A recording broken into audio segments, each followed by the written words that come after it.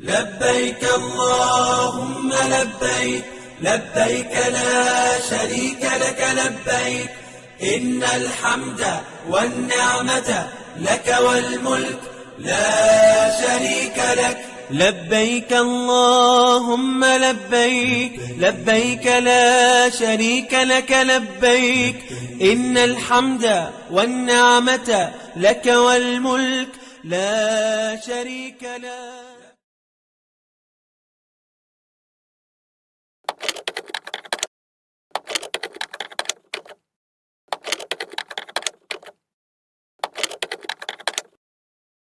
بسم اللہ الرحمن الرحیم. میرا نام ڈاکٹر لیاقت علی ہے اور پروفیسر ہوں یورولوجی کا. تو آج کی یہ جو میری گفتگو ہے آپ کے ساتھ یہ کوئی صحت یا صحت سے تعلق میں نہیں ہے.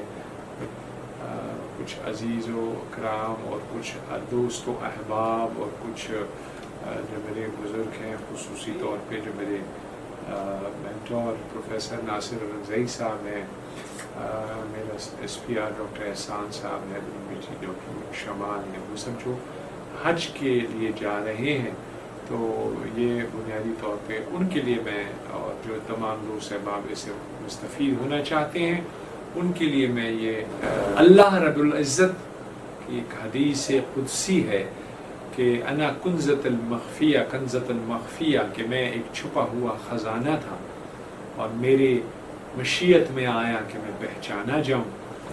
تو حج بھی رکن ہے, ایک عظیم رکن ہے اسلام کا. اللہ کی معرفت حاصل کرنے کے لیے حج ایک ایسا رکن ہے جو بنیادی طور پہ باطنی طور پہ ہمیں اللہ کے حجتوں کے قریب کرتا ہے. ایک رہنمائی حج ہے, یہ گورنمنٹ آف پاکستان دیتی ہے. پھر آیت اللہ العظمیٰ جواد عاملی صاحب کی اسرار الحج ہے. اس کے علاوہ ایک اور کتاب ہے حج کا سفر زاد راہ میں, وہ کتاب ہے. خواتین و حضرات, بنیادی طور پہ حج شروع ہوتا ہے کیسے؟ حج کے لیے ضروری ہے کہ جو لوگ حج پہ جانے کا ارادہ کر رہے ہیں, خصوصاً میرے ڈاکٹر حضرات, میرے بہن بھائی جو ہیں, وہ حج کی پریپریشن ایک تو جو دینی اور نفس کی اور روح کی پاکیزگی کے حساب سے ہے وہ جاری رکھیں. حج کا جو پہلا سٹیپ ہے وہ یہ ہے کہ جب آپ ذی الحجہ میں حرم پاک میں کعبۃ المبارکہ میں مکہ مکرمہ میں جانا چاہ رہے ہیں اور وہ شروع ہو گیا ہو, ذی الحجہ کا مہینہ شروع ہو گیا ہو, تو اس کا جو پہلا سٹیپ ہے اس کو کہتے ہیں عمرہ تمتع. عمرہ تمتع. یہاں جو سب سے زیادہ ضروری بات ہے وہ ایک یہ ہے کہ قرآن مجید میں سورہ اعراف میں حج کو حج کے نام سے, حجت الاسلام سے بھی یعنی زیر کے صیغے کے ساتھ بھی پکارا گیا ہے, اور سورہ حج میں حج کے نام سے. تو یہ دو ناموں سے حج اور حج, حجت الاسلام اور حجت الاسلام کے نام سے یہ دونوں لفظ موجود ہیں السروع قرآن مجید. آپ نے چل چلاؤ کی طرح نہیں کرنا. آپ کے یہ تمام جو مناسک حج ہیں یہ آپ نے اس طرح ادا کرنے ہیں کہ آپ کو پتہ ہو کہ میں جو کر رہا ہوں وہ کون سی تاریخ ہے, میں جو وقوف کر رہا ہوں یہ کون سا مقام ہے. تو سب سے پہلے جب لوگ جاتے ہیں تو وہ ان کی نیت ہوتی ہے عمرہ تمتع کی, جس طرح میں نے فرمایا آپ سے عمرہ تمتع. تو عمرہ تمتع کہاں سے, کچھ لوگ جو ہیں وہ یہاں سے جاتے ہوئے بھی جو جدہ فلائٹ کرتے ہیں وہ یہیں سے احرام باندھ لیتے ہیں, جو ضروری نہیں ہے, لیکن اگر کوئی باندھتا ہے تو ٹھیک ہے, کیونکہ کچھ شرعی چیزوں کا خیال رکھنا پڑے گا, کیونکہ اگر آپ نے پاکستان سے ہی احرام باندھ لیے ہیں تو احرام کی جو بندشیں ہیں وہ آپ کے اوپر لاگو ہو جائیں گی. باقی جو لوگ مدینہ سے تشریف لاتے ہیں حج کی طرف تو وہ پھر عمرہ تمتع کے لیے مسجد شجرہ سے جو میقات ہے وہاں سے احرام باندھیں گے.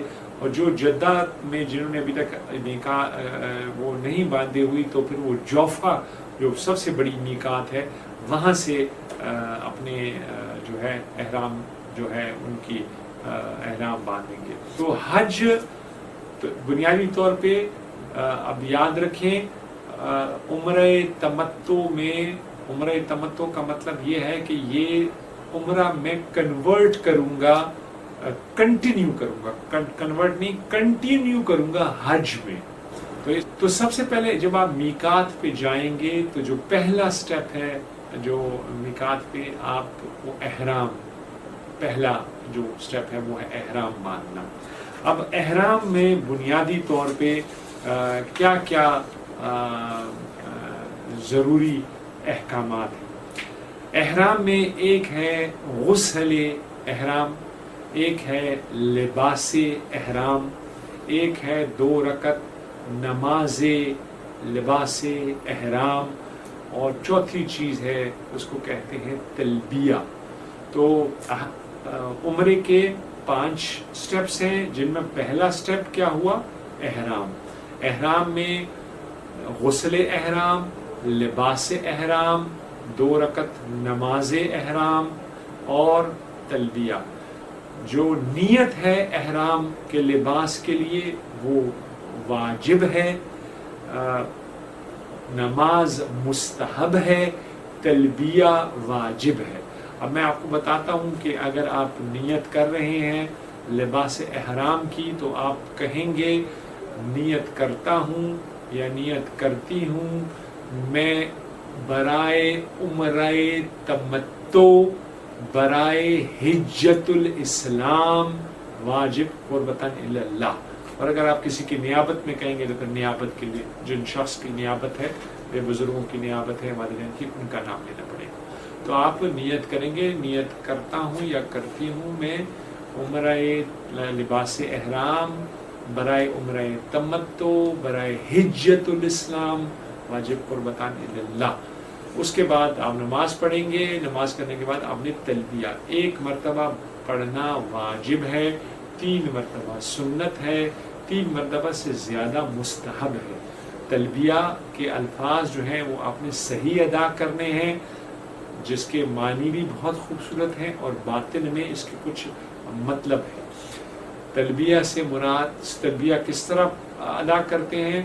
لبیک اللہم لبیک، لبیک لا شریک لک لبیک، ان الحمد والنعمت لک والملک لا شریک لک. میں لبیک، میں حاضر، میں آپ کو پکار رہا ہوں.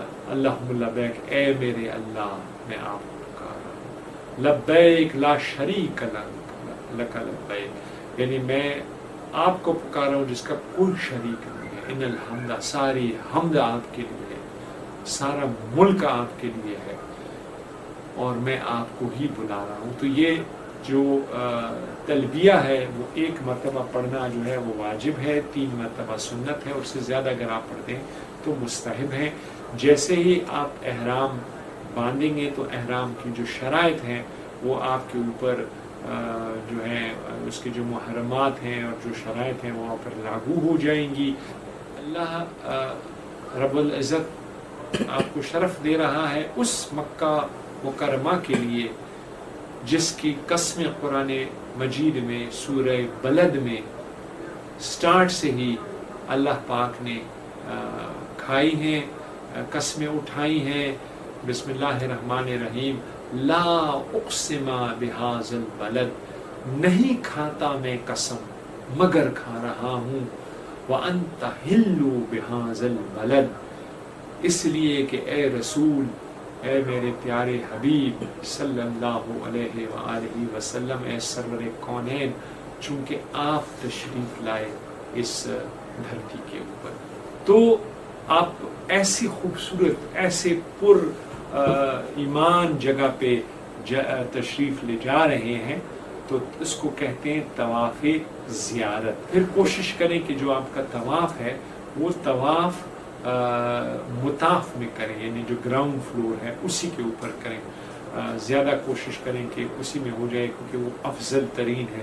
پہلی منزل پہ بھی ہو جاتی ہے، لیکن کوشش کریں کہ آپ کی طواف جو ہے وہ خانہ کعبہ کی چھت سے اوپر نہ ہو۔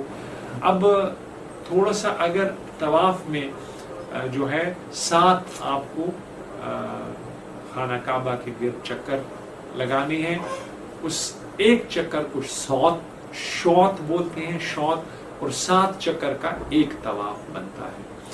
خانہ کعبہ کی جو کونے ہیں وہ 4 کونے ہیں، جس کونے کے بالکل اس کے ایج پہ حجر اسود لگا ہوا ہے، اس کو رکن شرقی بولتے ہیں، جہاں سے طواف شروع ہوتا ہے۔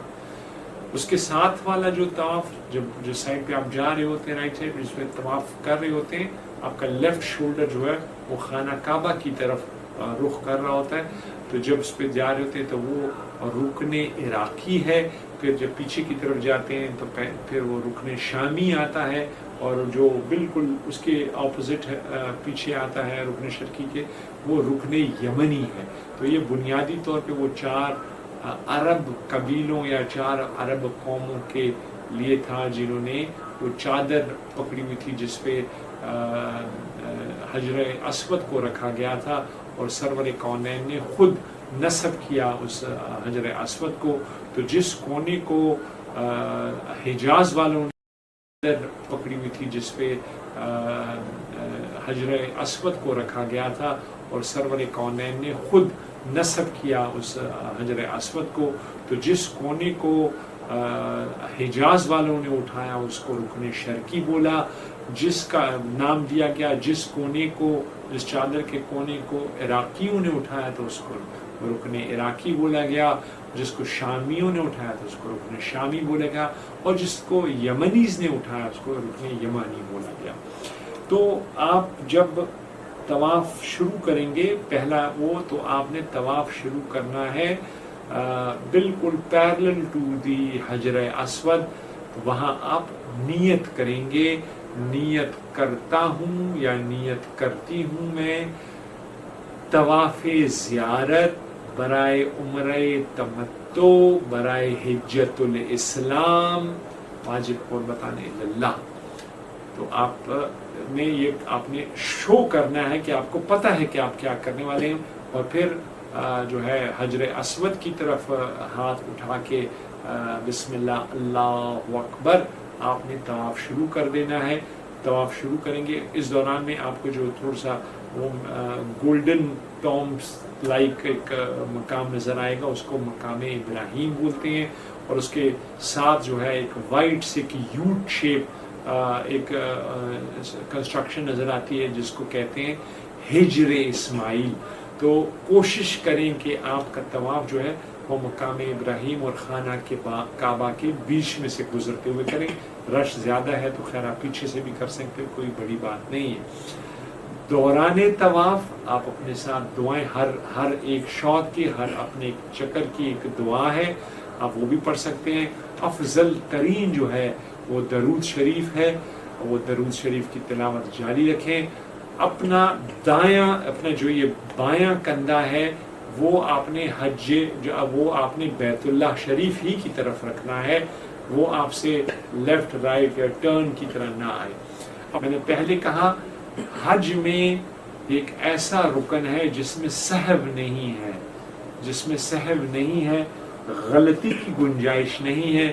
جہاں بھی آپ کو شک آ گیا، اس میں شک کا احتمال نہیں ہے۔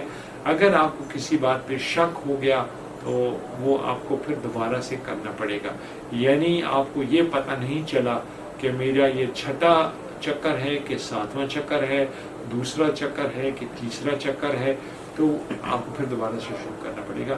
اس لیے میں آپ کو کہہ رہا ہوں کہ you have to be oriented in time and space and person. طواف کے دوران غیر ضروری گفتگو سے پرہیز کریں، بس اگر اور خصوصی طور پہ ازدحام بہت زیادہ ہوتا ہے، اگر آپ کے سامنے سے اور حاجی گزر رہے ہیں یا گروپ میں گزر رہے ہیں انہیں گزرنے دیں، 2 سیکنڈ کے توقف کے بعد آپ کو راستہ مل جاتا ہے۔ ایک بہت عموماً جو ایک غلطی کرتے ہیں ہمارے حاجی صاحبان کہ وہ سیلفی سٹک لے کے وہ اپنے طواف کو ریکارڈ کر رہے ہوتے ہیں، جو شرعاً بالکل حرام ہے۔ وہ اس لیے کہ جب آپ سیلفی سٹک کو آپ اس کو سیلفی والے موڈ میں ڈالتے ہیں تو وہ ایک مرر بن جاتی ہے، تو مرر کے بعد اگر جس میں آپ کی تصویر نظر آ رہی ہوتی ہے یا آپ کی ویڈیو نظر آ رہی ہوتی ہے تو آپ کے اوپر دم آ جائے گا، پھر آپ کو ایک دمبے یا بکرے کی قربانی کرنی پڑے گی۔ تو اس کو اوائڈ کریں۔ اور ویسے بھی حج جو ہے وہ اللہ کے بیت اللہ شریف کا جو حج ہے وہ خلوص نیت اور خلوص اخلاص صاحب استطاعت لوگوں پہ اسی لیے فرض ہے کہ اس میں فیشن نہ ہو، اس میں بالکل فیشن نہ کیا جائے، تو یہ بہت ضروری ہے۔ تو پہلا آپ نے احرام باندھے، پھر آپ نے طواف زیارت کی۔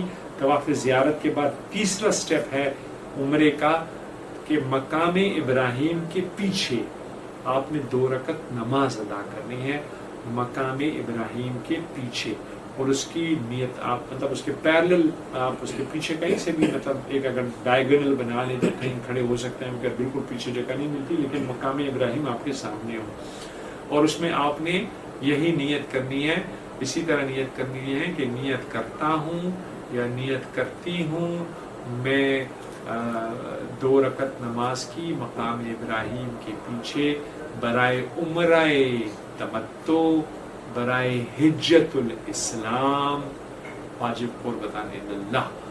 جب آپ 2 رکعت نماز پڑھ لیں گے تو اس وقت تک آپ کے اوپر لازم ہے کہ آپ حالت وضو میں ہیں، ویسے بھی حالت وضو اس کے بعد بھی رہے تو زیادہ اچھا ہے۔ پھر آپ جو ہے اگر آپ نے پانی پینا ہے تو آب زمزم پی لیں، بہت زیادہ ان کی وہ نلکے لگے ہوتے ہیں، آپ آب زمزم نوش فرمائیں۔ اس کے بعد جو رکن ہے وہ ہے سعی۔ سعی کہتے ہیں صفا اور مروہ کے بیچ میں آپ نے 7 چکر لگانے ہیں، صفا سے شروع کرنا ہے، مروہ پہ اینڈ کرنا ہے۔ تو اس کے لیے بھی سب سے پہلے آپ نے نیت کرنی ہے، نیت کرتا ہوں یا نیت کرتی ہوں میں سعی کی برائے عمرہ تمتع، برائے حجت الاسلام، واجب قربتان اللہ۔ پھر بسم اللہ اللہ اکبر، آپ نے ہاتھ لگانا ہے صفا کو، جہاں آپ تھوڑا تیز چلتے ہیں یا تھوڑا جاگ کرتے ہیں، اور خواتین سے تیز چل سکتی ہیں۔ آپ جائیں گے مروہ پہ، پھر بسم اللہ اللہ اکبر، پھر صفا، پھر مروہ، پھر صفا، پھر مروہ، پھر صفا۔ اب یہ 6واں ہو گیا۔ اس کے لیے چیز وہ زیادہ آسان حکمت ہے کہ آپ کو جو 7واں سٹاپ آئے گا وہ مروہ پہ ہی آئے گا، تو آپ وہاں مروہ پہ جائیں گے تو آپ جو ہے تقصیر، جو 5واں سٹیپ ہے عمرے کا اس کو کہتے ہیں تقصیر، یعنی آپ نے اپنے چاہے آپ سارے بال منڈوا لیں، آپ کی مرضی ہے، چاہے آپ تھوڑی بال منڈوا لیں، چونکہ آپ حج کی نیت سے آئے ہیں تو تھوڑے بال منڈوا لیں، وہ آپ کی مرضی ہے۔ تو آپ نے تقصیر کرنی ہے، خواتین تھوڑی سی چند بال منڈوا لیں تو وہ تقصیر کہتے ہیں اس کو۔ اس ضروری خیال یہ رکھنا ہے کہ جب تک آپ کے بال تقصیر نہ ہوئی ہو تو آپ اس سے پہلے کسی اور کی نہیں کر سکتے، تو آپ کے بال پہلے وہ کاٹے گا جس کے پہلے بھی اس کی تقصیر ہوئی ہو، ورنہ پھر وہ باطل ہو جائے گا آپ کے لیے۔ تو تقصیر کے بعد آپ کا عمرہ ختم ہو جاتا ہے، عمرہ ختم ہو جاتا ہے۔ اس دوران میں آپ مکہ مکرمہ میں ہی سٹے کریں گے کیونکہ عمرہ تمتع کیا ہے۔ یہاں کچھ چیزیں امپورٹنٹ ہیں، مکے کی حدود سے باہر بغیر کسی شرعی عذر کے نہیں جانا، مکے کی حدود متعین ہے۔ یہاں ایک چھوٹے سے امام جعفر صادق علیہ السلام سے کسی نے فرمایا کہ میں حج پہ آیا، تو اس نے کہا کہ جب آپ نے لباس احرام پہنا تو اس میں آپ کی کیا باطن میں نیت تھی؟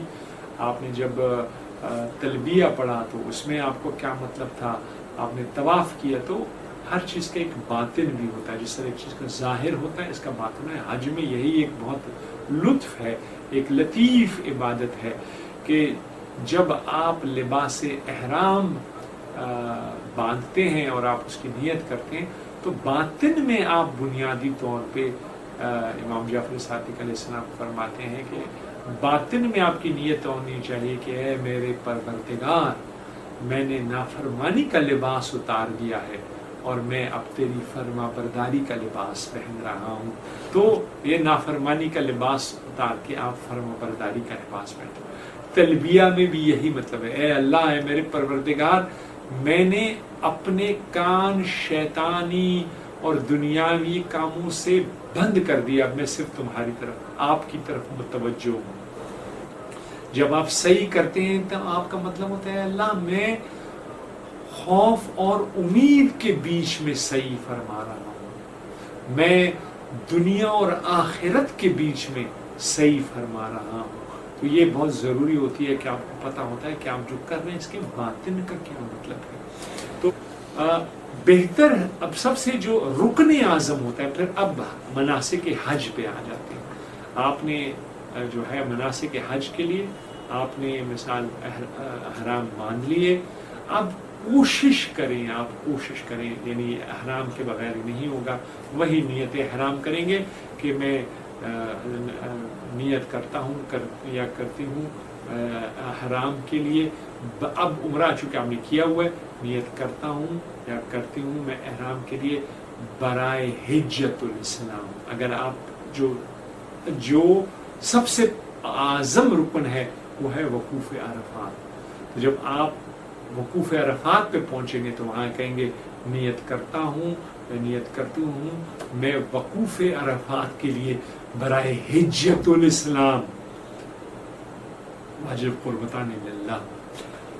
وقوف عرفات رکن اعظم ہے جس کے بغیر حج نہیں ہے، اور جس کے اگر آپ نے ظہرین سے پہلے انٹری نہیں کی، جو وقوف سے پہلے، اور آپ عرفات کی حدود جو تقریباً 4 فرسخ کے فاصلے پہ ہے بیت اللہ سے، آپ اس میں نہیں انٹر ہوئے تو آپ کا حج باطل ہو جائے گا. اب عرفات میں پھر وہ ایک ڈھز کی ایک آواز آتی ہے مغربین کی نماز پڑھنے کے بعد. جب آپ وقوف عرفات سے فارغ ہو جاتے ہیں تو پھر جو مناسک حج میں جو دوسرا ہے وہ ہے وقوف مزدلفہ. یہ سمجھیں کہ آپ کی 10ویں کی شب آ جاتی ہے، یعنی آپ 9 کے دن آپ نے وقوف میں گزارا تو اس کی رات آ جاتی ہے، یعنی لونر کیلنڈر کے حساب سے وہ 10ویں کی شب ہوتی ہے.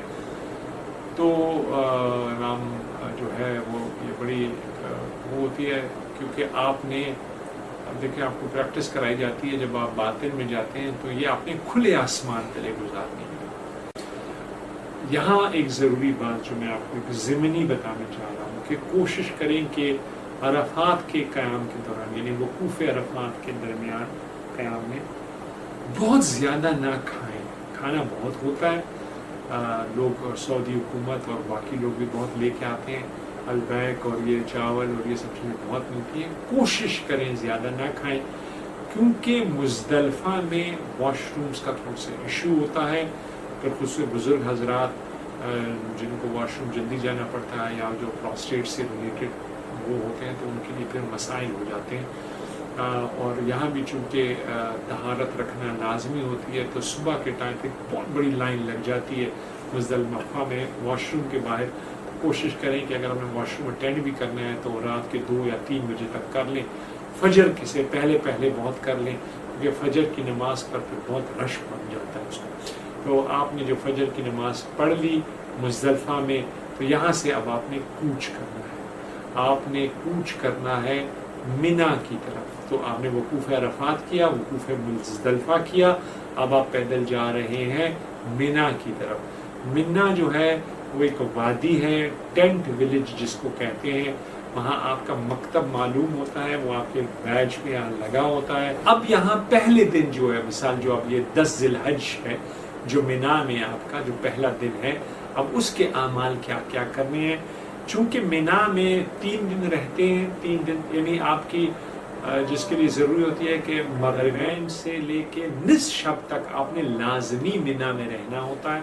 تو اس کو بیتوتہ منا بولتے ہیں. بیتوتہ مثال رات گزارنے والی جگہ جس جگہ رہے تو یہ اللہ نے اس کو ایک گھر سا بنایا ہوا ہے، بیتوتہ منا بولتے ہیں. تو یہ آپ نے مغرب سے آدھی رات تک آپ نے خواہ منا میں گزارنا ہوتا ہے. تو جب آپ منا صبح پہنچیں گے 10 کو تو آپ کے اعمال کیا ہوں گے؟ آپ سستا لیں، کھانا پینا کر لیں، واش روم چلے جائیں. آپ نے احرام باندھے ہوئے ہیں، حالت احرام میں آپ جا کے جس کو جمرہ عقبہ بولتے ہیں، جس کو اگر عام فہم زبان میں بولیں بڑا شیطان، تو وہ کنکریاں جو آپ نے مزدلفہ سے اکٹھی کی ہوئی ہیں، مزدلفہ میں بہت ڈھیر ہوتا ہے، وہاں سے کنکریاں جمع کی ہوں گی، ان 7 کنکریاں لے کے آپ نے 7 کنکریاں مارنی ہیں، اس کو رمی بولتے ہیں۔ سب سے پہلے بڑے شیطان کو مارنی ہے، ایک کنکری کے اوپر بسم اللہ اللہ اکبر، بسم اللہ اللہ اکبر، بسم اللہ اللہ اکبر یوں کر کے مارنی ہے۔ پھر آپ واپس اپنے مکتب میں آ جائیں، اپنے خیمے میں آ جائیں، اپنے مولانا صاحب سے جو آپ کے ساتھ، اس سے پوچھیں کہ میری قربانی کا کیا ہوا، وہ آپ کہہ دیں گے کہ ہاں جی مثال آپ کی قربانی ہو گئی ہے۔ جب آپ کی قربانی ہو گئی ہے تو اس کا مطلب ہے کہ اب تو پہلے کیا ہوا، آپ نے بڑے شیطان کو کنکریاں ماری، قربانی ہوئی۔ دوسرا سٹیپ مینا کا، کس کو 10 ذی الحجہ۔ تو زیادہ اچھا یہ ہے کہ آپ وہ سیلون میں جائیں، 15-20 ریال کے اندر آپ اپنے بالوں کو سے بال اتروا لیں۔ یہ جو ہے اس دن کا تیسرا سٹیپ ہو گیا۔ پہلے اب مینا میں پہلی رات کا یہ ختم ہو گیا۔ اب 10ویں 11ویں 12ویں مینا جو ہے یہی والی اسی طرح کرنی ہے، آپ نے بیتوتا کرنا، آپ نے یہ اسی طرح نیت کرنی ہے۔ اس دوران میں کسی دن بھی آپ جو باقی مناسک حج ہیں، آپ ان تینوں دن کے بعد بھی کر سکتے ہیں باقی مناسک حج، اور اس کے بیچ میں بھی کر سکتے ہیں۔ اور جو باقی مناسک حج میں آپ کو بتانے لگا ہوں جو آپ کریں گے، تو آپ نے پھر طواف کرنی ہے، آپ نے پھر حج بیت اللہ کا، اب آپ اپنے بیت اللہ کا، خانہ کعبہ کا طواف کرنا ہے۔ نیت بالکل اسی طرح، باقی سب وہ عمرے کی طرح ہے، لیکن آپ کی نیت ہوگی نیت کرتا ہوں یا نیت کرتی ہوں میں طواف زیارت برائے حجت الاسلام واجب قربتان اللہ، اسی طرح 7 چکر، پھر اسی طرح سعی کی نیت کے ساتھ۔ پھر آپ جو ہے 2 ہوتے ہیں جو احناف ہیں، اہل سنت والجماعت ہمارے بھائی، وہ طواف وداع کرتے ہیں، اور اہل تشیع جو ہیں وہ طواف نساء کرتے ہیں، وہ بالکل اسی طرح ہوگی۔ اب آپ نے واپس میں نہ چلے جائیں، جو مثال جب بھی آپ نے بیچ میں یہ کر لیے، یہ سارے مناسک کر لیے، سارے مناسک کر لیے، تو پھر آپ مینا میں جو 12ویں 11ویں اور 12ویں کی جو ذی الحجہ ہوتی ہے، اس میں آپ نے کسی ٹائم پر بھی، لیکن جو لازمن ٹائم ہے وہ ہے کہ مغرب اور نصف شب کے بیچ میں آپ نے تینوں شیطانوں کو کنکریاں مارنی ہیں۔ وہاں مینا کے میدان میں مسجد حیف ہے، بہت بابرکت مسجد ہے۔ مسجد حیف میں جتنے انبیاء کرام آئے ہیں انہوں نے سب نے مسجد حیف میں نماز ادا کی ہے۔ تو اگر میں سم اپ کروں تو آپ کے جو ہے مناسک حج میں اور مناسک احرام میں جو عمرے ہیں، عمرے کے 5 واجبات ہیں، عمرے کے 5 واجبات ہیں، ایک احرام، ایک طواف زیارت، ایک 2 رکعت نماز مقام ابراہیم کے پیچھے، ایک سعی اور ایک تقصیر۔ اور آپ کے جو مناسک حج ہیں وہ بنیادی طور پہ 8 ہیں۔ احرام باندھنے کے بعد وہ لازمی ہے، وقوف عرفات ہے، وقوف مزدلفہ ہے، بیتوتہ مینا ہے جو 3 دن کے لیے ہے، اس کے علاوہ جو ہے طواف زیارت ہے، نماز ہے مقام ابراہیم کے پیچھے، 6ٹی 7ویں سعی ہے، اور 8ویں طواف نساء ہے۔ تو یہ 8 ارکان جو ہے مناسک ہیں، یہ جو ہے اس کے ساتھ ہی آپ کا حج کمپلیٹ ہو جاتا ہے۔ جب بھی آپ کا جب حج پورا ہو جاتا ہے تو حج میں آپ مہمان ہوتے ہیں اللہ رب العزت کے، اور پھر آپ کو دعوت ملتی ہے۔ حضور پاک صلی اللہ علیہ وآلہ وسلم کا قول ہے کہ جو حاجی اللہ کا مہمان بن کے آئے پھر اس کو میری طرف سے دعوت ہے کہ میرے پاس بھی ضرور آئے۔ تو چونکہ محبوب خداوندی ہے تو اللہ کے اس محبوب کی دعوت کو نہ ٹھکرائیں۔ آپ چھوٹے چھوٹے حجوں کے لیے جاتے ہیں، کچھ فرق نہیں پڑتا کہ آپ اس کے محبوب کے شہر میں بھی، اس کی نگری میں بھی جائیں۔ اور یہ بہت بڑا معجزہ ہے کہ وہ ہم جیسے گناہ گاروں کو بھی اپنی نگری میں چھوڑتے ہیں، ہم جیسے گناہ گاروں کو خانہ کعبہ میں جانے دیتے ہیں. تو مدینے تشریف لے جائیں، مدینے کی زیارات کریں، آپ مدینے کے جو ہے مسجد نبوی میں نوافل ادا کریں، مسجد نبوی اور اپنے آپ کو منسلک کریں اور اپنے جو ہے اپنے فرائض اور اپنے کوتاہیوں اور اپنا ریفلیکشن کریں. اور اس کے علاوہ جو ہے جنت البقیع میں بہت ساری زیارات ہیں، وہ آپ کر سکتے ہیں. اللہ پاک، میری آخر میں یہی دعا ہے کہ اللہ پاک آپ کے اپنے محبوب نبی اور اس کی پاک آل کے صدقے میں آپ کی تمام عبادات کو مقبول و فرمائے.